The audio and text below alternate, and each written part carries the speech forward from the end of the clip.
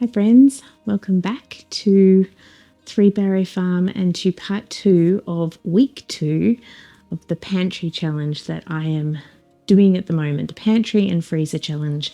I'm working through all of the produce that I preserved, froze over the summer and autumn, and I'm trying to use up some of my dry goods that have been in my pantry for a long time. So I'm going to be cooking with yellow split peas today, and then I'm going to be cooking up chickpeas later on this wood stove. I'm just currently cleaning the stove. Wood stoves are really hard to keep clean in wintertime, and I use half a soap Stilo. So it's got soap in it, and I have to go in circles. I need to wet it again, but I have worked off, you can see there's some brown blacky gook that gets stuck on here. You've probably seen it in my videos of recent, and it's not because I am not clean, it's because the stove is extremely hot and you can't clean it when you've spilt something. Not all the time anyway. I have got a few rags that I dedicate towards the oven, but you need to do quite a few on top of one another or the heat will come through really fast. So if I spill some water on the stove, generally it will eat it up so fast, like it'll burn the water away, evaporate it really quickly. But it depends how hot the oven is. Quite hard to clean, and as you can see on here, like I really need to scrub this as well. But part of that is it's discolored as well. It's not food splatters or anything like that. It's just discoloration. And as much as I like scrub this part here, it's not going to change color. I'll need to get something like some sort of metal cleaner, I imagine, to get that. But I won't be doing those until summertime when I'm not using this oven. So we used to use this oven all year round, and it's only last summer that we got an induction stove and an electric oven. So we used that all through the past summer, and so it really gives us an opportunity. It gives me an opportunity to repair the firebox and the oven. That's my washing machine beeping in the background, trying to get all the things done at the same time as doing some cooking. So let's get on with the cooking.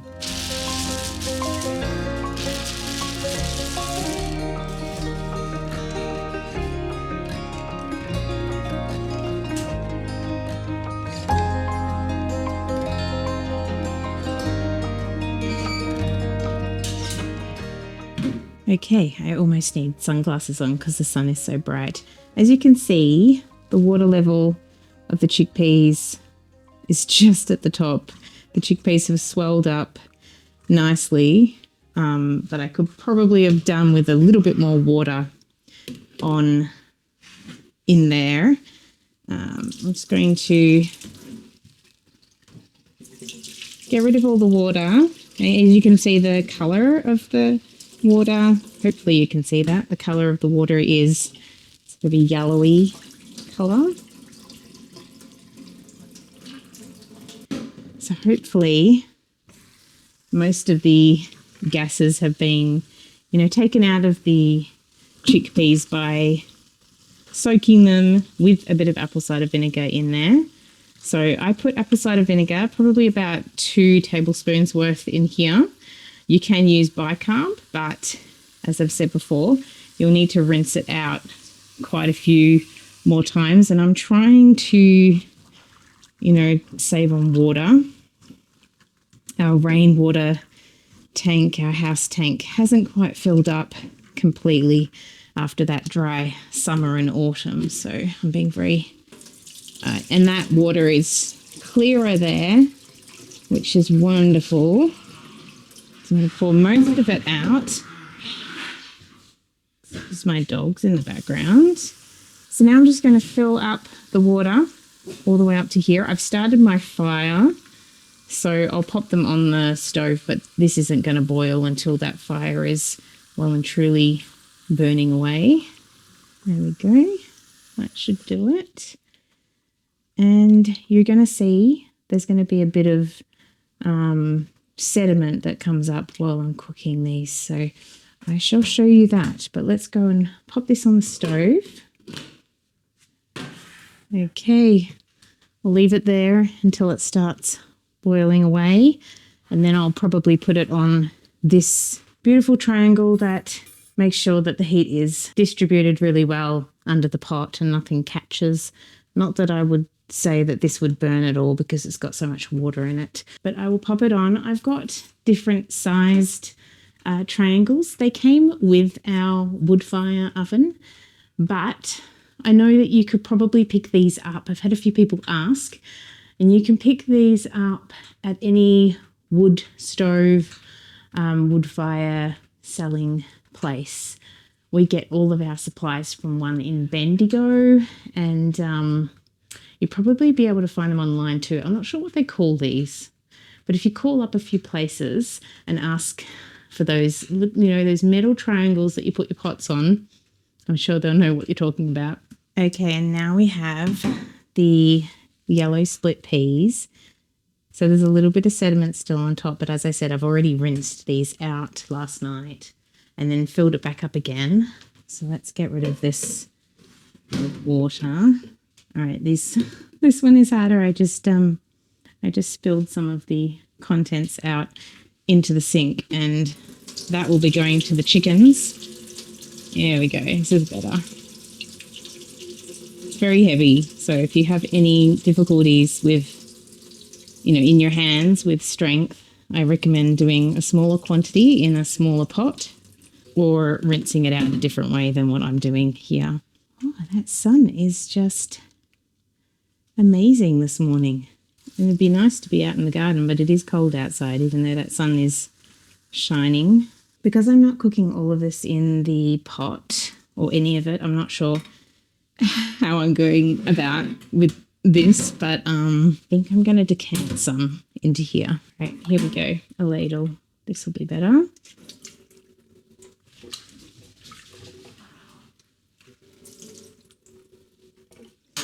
And I'm just going to rinse these off a little bit.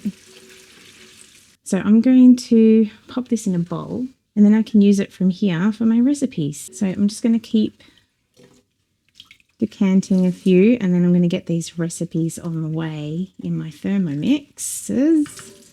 All right, there we go. I've got quite a collection of the yellow split peas here to use in our recipes today. All right, I have got my 2 TM6s here.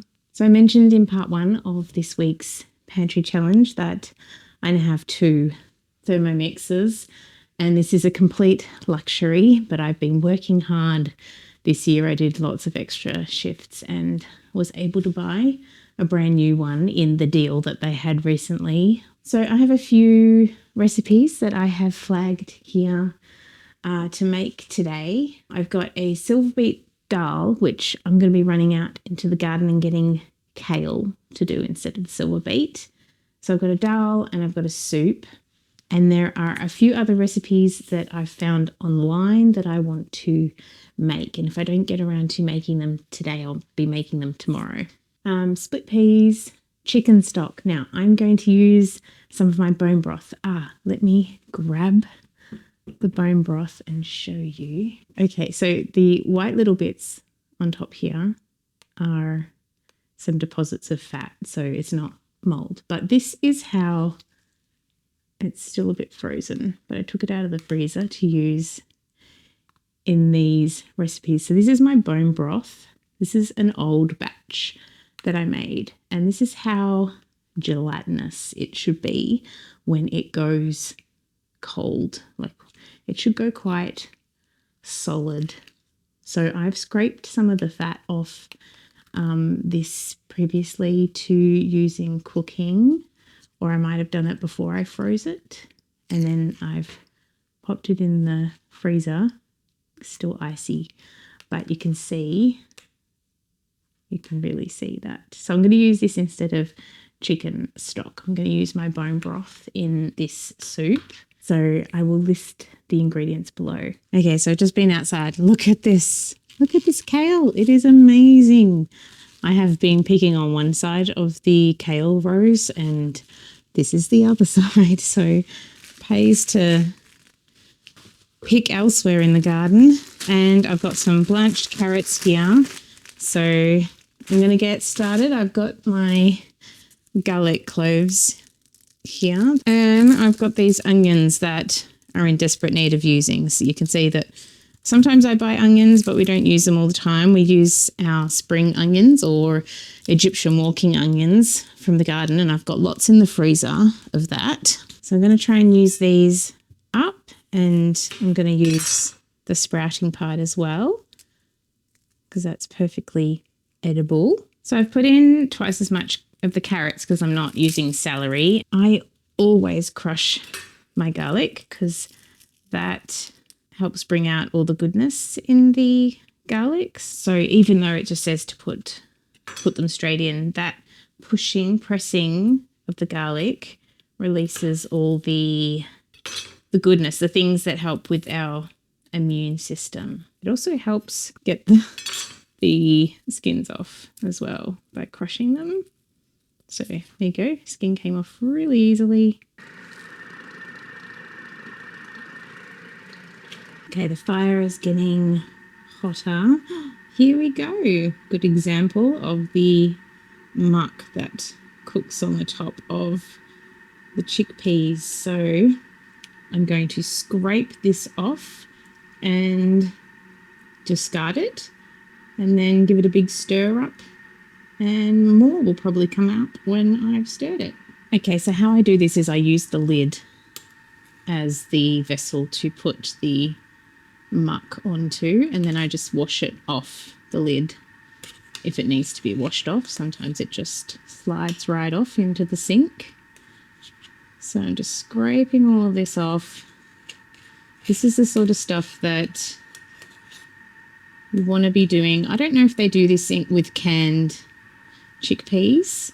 Some canned chickpeas can make us quite gassy, but when I soak my chickpeas in with apple cider vinegar or bicarb and soak them for overnight and half a day, pretty much, and then I cook them for a good amount of time and take all of this off, we don't have any issues with gas from beans and chickpeas when we do these things. So, you know, we've happily been eating all of these proteins, being vegetarians and pescatarians for a long time, and our tummies have been just perfectly fine.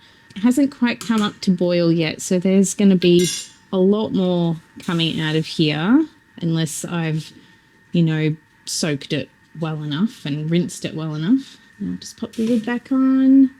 I might leave a little bit of a gap because the oven is getting hotter now. So I've got both of the thermomixes cooking away. One is cooking for 8 minutes, the other for another 21 minutes.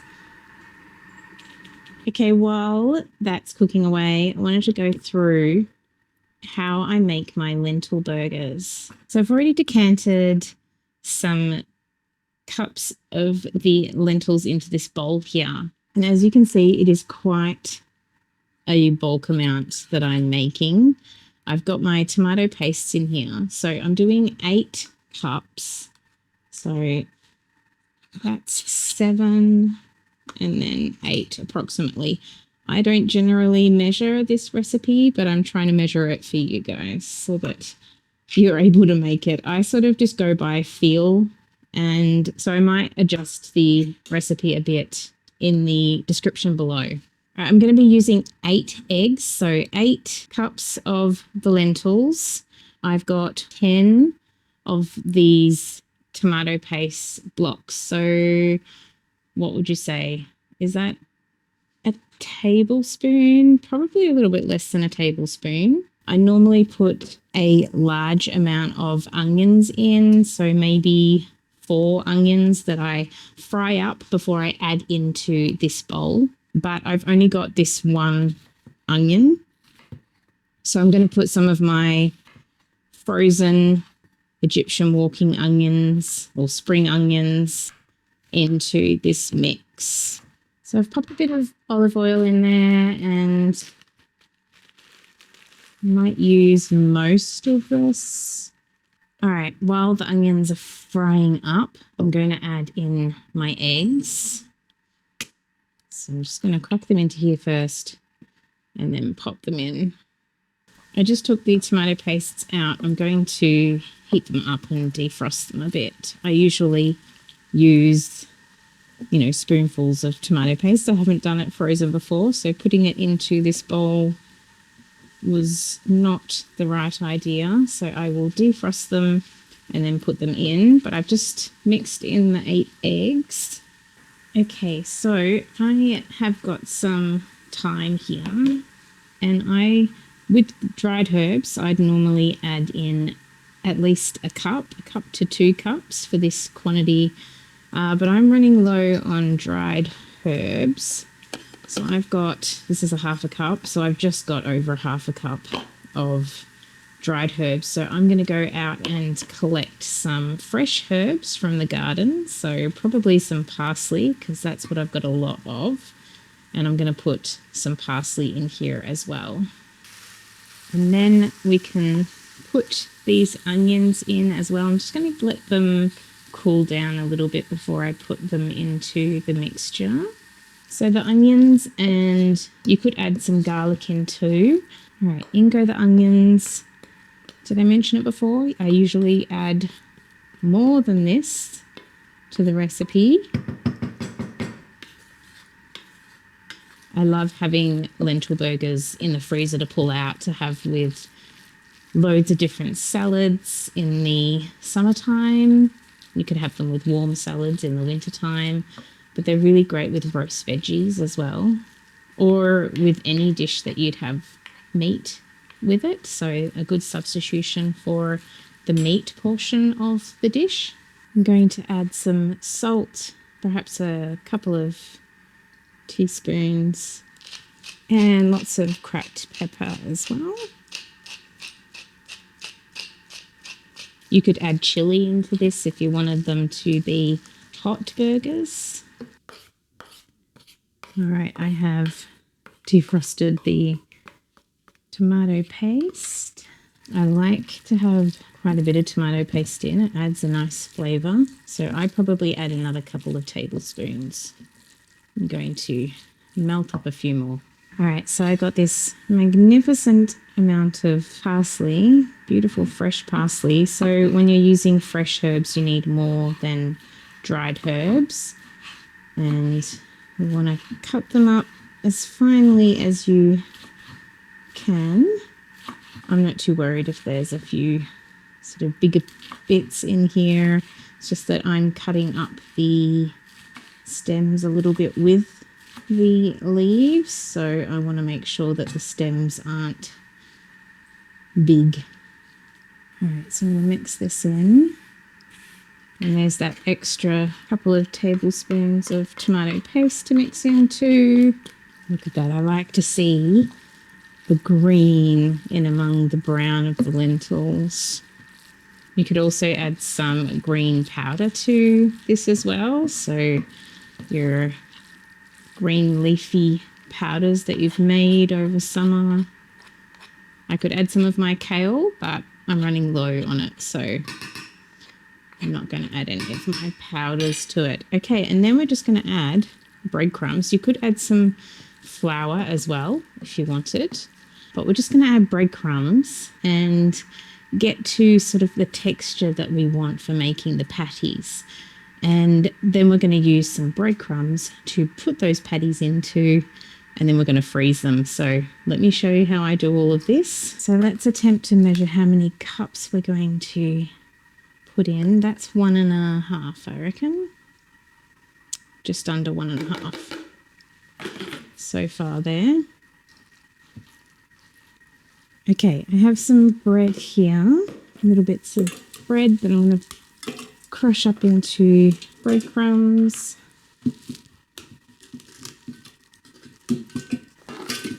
Okay, so I've got my breadcrumbs in here. I'm just going to whiz them. Okay, that was 8 seconds in here. Let's see what they look like. I've got one little bit here that hasn't been crushed up, but the rest is all crushed up into breadcrumbs. And because I'm running low on breadcrumbs, I think I'm going to use some flour in this mixture. There's another tiny little bit.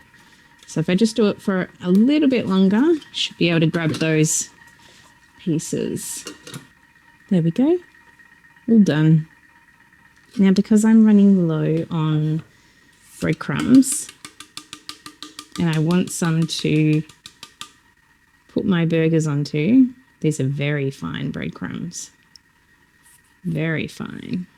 So I'm going to use this for putting my patties on, and then they'll have a layer of breadcrumbs over them before we freeze them. So I need flour. I ground up my very first corn flour from my own corn that I grew. Now this is a green corn. I'll put the name on the screen. So I'm going to add a bit of this in here. When it starts to clump up, you know that it's almost at the consistency that you want. This is very exciting to use another item that I've grown in my cooking.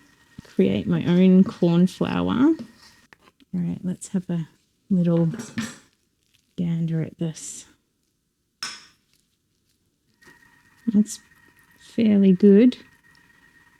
Maybe a little bit more. The rest of it, perhaps. There goes the rest, don't worry. There is more corn where that came from. That is perfect. Look at that. So I'm just going to plonk them on. I'm just going to continue picking up. I sort of have a feel for how much I want, but I want to just press them down and make them almost the size of, what my fingers, from one finger to the other when they're close together. So sort of that amount. So I just keep going like this, pressing them together and plonking them over here. Oh, I'm so excited to have some of these again in my freezer. As I go further down, I'm feeling like I need a bit more flour. So I'm going to add a little bit more to this. I'm just going to add some of my rice flour that I've milled. I have no rice flour left, so I'm going to add some buckwheat flour instead. And I've never used tapioca before in this, but that might help bind it together a little bit more. Seeing as though I don't have enough breadcrumbs, I'd normally just use the breadcrumbs. And I do use flour often in this mixture, just sometimes depends how big a quantity I make, but sometimes I just use the breadcrumbs. So I will try and make a recipe based on what I'm showing you here. But as you can see, this is something that I've adapted and made over time, and I'm the kind of cook that doesn't need to measure things that often, and more goes by the feel. So if you've made patties before, you'll probably know that feel of how you want these to be. This is looking good, and the tapioca will probably hold things together a lot more. Okay, now that I've got the mixture perfect, I'm going to pop some of these burgers on this tray, which then I'm going to take out and put in the deep freeze. So I don't want too many breadcrumbs, just enough to keep it from sticking. And this will help with the cooking process too once you take them out of the freezer. Once they have frozen on the tray, this tray is too big for my freezer in here, so I'll be putting some in my freezer here as well. But once they've frozen like this, it's sort of like what you do with berries and that. When you're freezing berries, you freeze them on a tray first and then you put them in a container, and then they don't stick. And so I can take out as many of these as I want from one big container, or I can put them in a bag and then take them out from there as well. Okay, so I thought I'd cook some up and show you what they look like all cooked up. Yummy, yummy. And my favorite thing to have on the lentil burgers is my apple chutney. And you can see that the apple chutney is very popular in this house. So just a dollop of apple chutney on top. Yum, yum. So good. Also, if you don't have a lot of space like I do and you're like in a deep freezer and you've just got a normal freezer, you could just put them like this in the freezer until these ones are hard, and then you can put them into the container, close up the container, and you've got a container of lentil burgers. So you can definitely do it this way as well.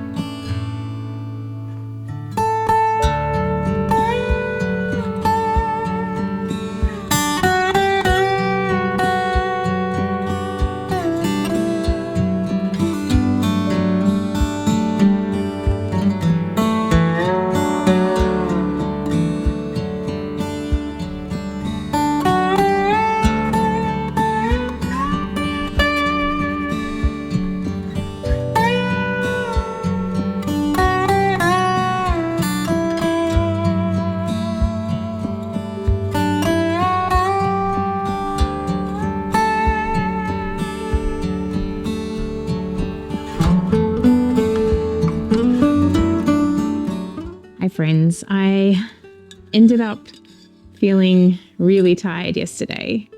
I'm not sure where I left, but yeah, I froze most of the things that I cooked up. I ended up cooking up the rest of the yellow split peas, and I've put them into containers, and they're going to go out into the deep freeze. They're in the fridge at the moment. And then the chickpeas also, I put most of them in the freezer and some of the lentils as well. But I've saved a whole container of chickpeas and a whole container of lentils. I'm going to make my lentil sauce tonight for dinner. I have the slow cooked dahl still cooking. We didn't have enough power, so I ended up taking it off the thermomix, and today is really cloudy. We're struggling a little bit with the power. We've had to put the generator on, and I don't like to use too much power so that we don't have to put it on again. I have just made a new batch of chai in my thermomix though, because there was this ray of sunshine and I just felt like, oh yeah, I can use a little bit of power. So I'm going to be making something with these chickpeas today. Hopefully, I'm a bit tired. I feel a little bit run down and I want to just take it easy. So it's a pretty simple recipe. And once my kids are home, I'm sure my youngest daughter, she loves chopping, so she will help me with the lentil sauce. If not, I will just chop everything in my Thermomix and whack it into a pot all together and cook it up. And it's pretty easy, pretty simple, but I'll take you through the lentil sauce and what I'm going to make with the chickpeas today. And that basically will be it for today. I'm not making anything extra. It's colder today, as you can tell by me still wearing my beanie and my cowl around my neck from being outside I'm going to go and enjoy the sunshine while I have my lunch, and I will see you again tomorrow. I probably won't be chatting to the camera like this because I'm working. Okay, so the reason I pressed record was to talk to you about anything that I have purchased so far. So week 1, I did no shopping at all. This week, I did on Monday purchase about a bit more than a dozen kiwi fruits because my youngest was begging me for kiwi fruit. So that is all I've purchased so far. I've just been using what we have here, and it's really exciting to, I don't know, be saving some money on spending, but also just working through some things that have been sitting around for ages. I'm really excited to have those yellow split peas there and not sitting in my pantry for another however long they've been there for. So we are running low on yogurts and milk. So I will probably be buying both of those things tomorrow.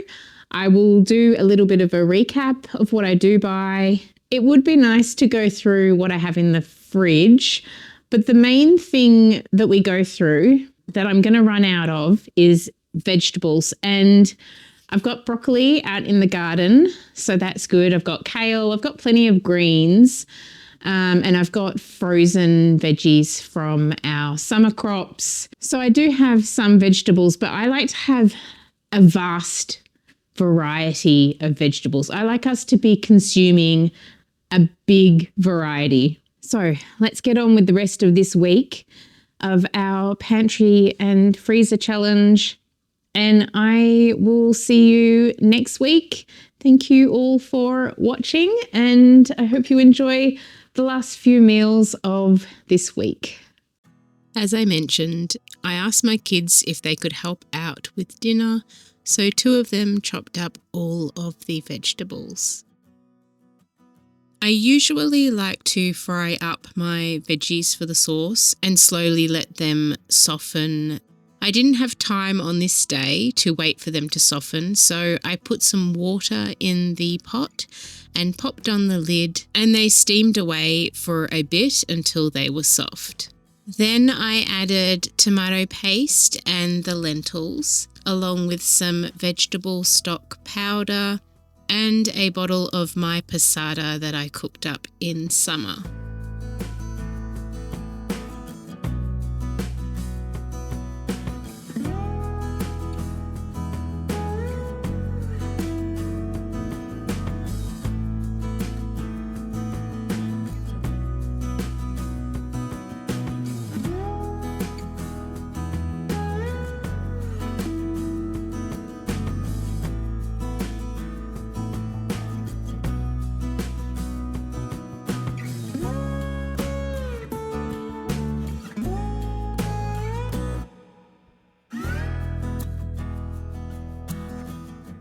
I have run out of a lot of my dried herbs, but I had some sage from 2023, so I popped that in the sauce and it gave it a different flavour than it usually has. We usually put in oregano and basil into this sauce, but it was still really yummy. I prepared all the kale I picked the day before for the split pea dahl, and I added some into the lentil sauce as well.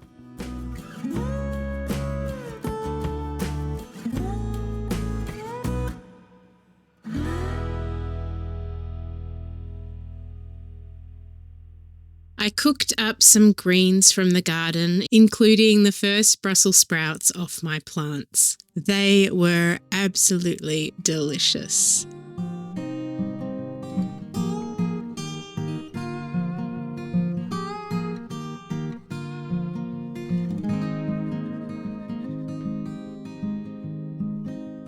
I ended up really tired and feeling on the verge of sickness on Friday.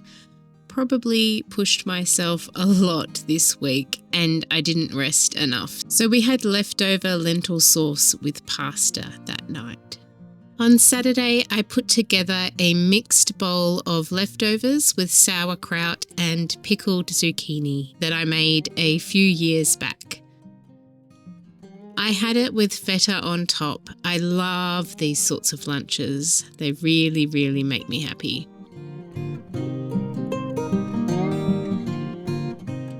The sun finally came out long enough on this day for me to make a few loaves of gluten-free bread. It's been really hard to make time around the sun to cook in the electric oven during this winter, so I was delighted to get these loaves done and be able to eat some bread again. I also put some chickpeas into a tray to make some crispy roasted chickpeas. I've put the recipe in the description below, but there are so many recipes out there and different flavours for a really yummy snack or to have on top of a meal. I roasted the chickpeas before and after putting the mixture on them with a bit of olive oil to help the spices stick to the chickpeas.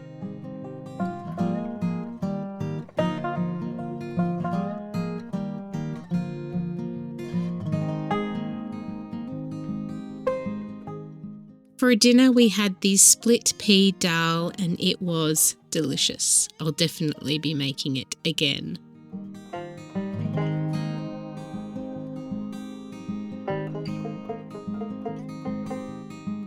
On Sunday, we chopped up the rest of the vegetables in the fridge for a vegetable and noodle soup. And now, as I speak, we only have 2 lemons left in the fridge, along with a whole heap of refrigerator pickles and some frozen homegrown carrots and zucchini, along with store-purchased peas and corn in the freezer also. I think I'll definitely have to purchase a few vegetables to see us through week 4 of the Pantry challenge. Thank you all for watching, and I'll see you again very soon.